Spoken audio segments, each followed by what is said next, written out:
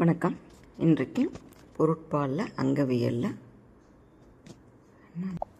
பேதமை அந்த அதிகாரத்தில் 2வது குறள்.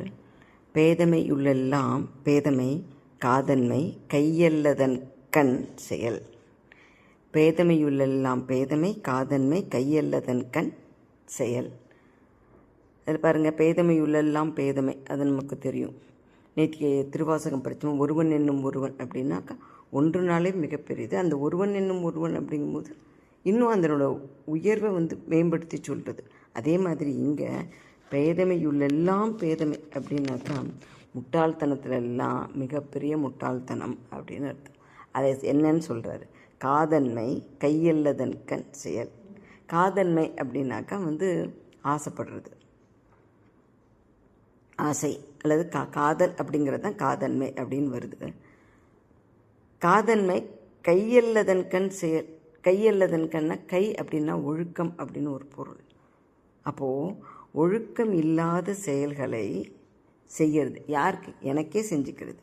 மற்றவங்க யாரும் எனக்கு செய்யலை, நானே எனக்கு ஒழுக்கம் இல்லாத செயல்களை செஞ்சுக்கிறது. நம்ம போன குறள்லேயே பார்த்தோம் இல்லையா? எது நல்லதோ அதை விட்டுட்டு எது கெட்டதோ அதை செய்கிறது. கெட்டது நல்லதுன்னு நினச்சிட்டு செய்கிறது. அதுதானே பேதமை. சின்ன உதாரணம் பார்த்தோம். நல்ல வீட்டில் அம்மா நல்ல உணவு சமைச்சு வச்சுருக்காங்க, அதை விட்டுட்டு தேவையில்லாத உணவு சாப்பிட்றோம். அப்போது நாமளே நமக்கு தீமை பண்ணிக்கிறோம். அதுதான் முட்டாள்தனம் இல்லையா? எது நல்லது எது கெட்டது அப்படின்னு பார்த்து நல்லதை செய்யணும். அப்படி சீர்தூக்கி பார்த்தும் கெட்டதை செய்கிறது ஒன்று. அப்படி ரெண்டையும் சீர்தூக்கி பார்க்கவே முடியாமல் மனசுக்கு என்ன பிடிக்கிறதோ அதை செய்கிறது அப்படிங்கிறது ஒன்று. எப்படி இருந்தாலும் நமக்கு தேவையில்லாத ஒன்றை செய்கிறது அப்படிங்கிறது முட்டாள்தனம் தான் இல்லைங்களா? அதான் பேதமை, அதாவது முழு முட்டாள்தனம். பேதமை அப்படின்றது முதலே பார்த்தோம். புல்லறிவாண்மை அப்படிங்கிறது கொஞ்சம் தெரியாமல் இருக்கிறது. பேதமை அப்படிங்கிறது சுத்தமாக தெரியாமல் இருக்கிறது. அந்த வரிசையில் தான் இந்த மாதிரி இருக்கிற ஆளுங்களை வள்ளுவர் சேர்த்துறாரு. நல்லதும் இருக்குது, தீயதும் இருக்குது. தீயதை விட்டுட்டு நல்லதை எடுத்துக்க தெரியல அப்படின்னா அது பேதமை தான். அப்போ இந்த குறள் இன்னும் என்ன வலியுறுத்துறாரு அப்படின்னா, அந்த மாதிரி பேதமை எதில் இருக்குது?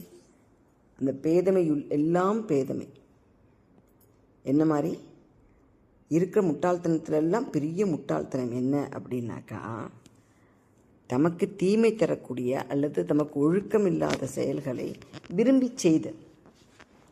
நமக்கு ஒழுக்கம் அப்படின்னா நம்ம முதலே பார்த்துருக்கோம். அவரவர்களுக்கு விதித்தன செய்தலும் விளக்கண ஒழித்தலும் அப்படின்னு.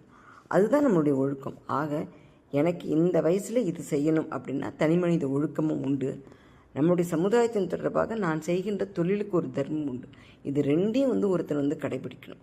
அதை மீறி அதிலேருந்து நழுவி அவன் பண்ணுற காரியம் பேதமையால் தான் அப்படின்னு சொல்கிறார். இதனால் என்ன பிரச்சனை வரும்னு, இம்மையிலையும் பிரச்சனை, மறுமையிலையும் பிரச்சனை இல்லையா? இமைக்கும் மறுமைக்கும் ரெண்டுக்கும் ஆகாது அப்படின்னு நம்மளுடைய முன்னோர்கள் சொன்ன எல்லாத்தையும் விரும்பி செய்கிறது. அதுதான் பேதமை அப்படின்னு சொல்கிறாரு. ஆக இந்த பாட்டிலையும் இதுக்கு முன்னாடி பாட்டிலையும் ஒரு முட்டாள் அப்படின்றவன் எப்படி இருப்பான் அப்படின்றத சொல்கிறார். அவனுடைய இலக்கணம், பேதமையினுடைய இலக்கணம். ஒரு பேதை அப்படின்றவன் எப்படி இருப்பான் அப்படின்னு சொல்கிறாரு. ஆனால் இதெல்லாம் நம்ம படிக்கும்பொழுது அந்த பேதை வேறு எங்கேயும் வெளியில் இருக்கிறதா எனக்கு தெரியல. நிறைய சமயங்களில் நம்மளே அப்படி தான் நினைக்கிறோம், நடந்துக்கிறோம். ஏன்னா நம்ம கையில் நல்லதும் இருக்குது, தேவையில்லாது இருக்குது. அப்படின்னா நல்லதை எடுத்துக்கிறதுக்கான அந்த மனப்பக்குவமும் அதுலேயே நிற்கிறதுக்கான மன உறுதியும் இன்றைய காலகட்டத்தில் ரொம்ப கஷ்டமாக இருக்குது நமக்கு. நிறைய விஷயங்களால் அந்த விஷயங்கள்லாம் பட்டியலிட முடியாது. ஆனாலும் நாம் நமக்கான ஒழுக்கத்தில் நிற்கிறது தான் நல்லது. அதை தவறணும் அப்படின்னா பேதமையில் தான் நம்மளும் வருவோம்.